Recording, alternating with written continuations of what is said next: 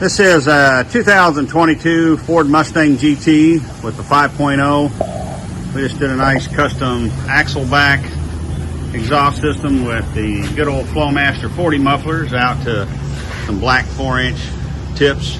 Fills up that hole back there, gives it a nice clean look. Installed a true X pipe in there, but left all the factory cats in there. Took the factory resonators off of there, so give it a little more torque out of it, give it a little cleaner tone overall. Let's see what it sounds like.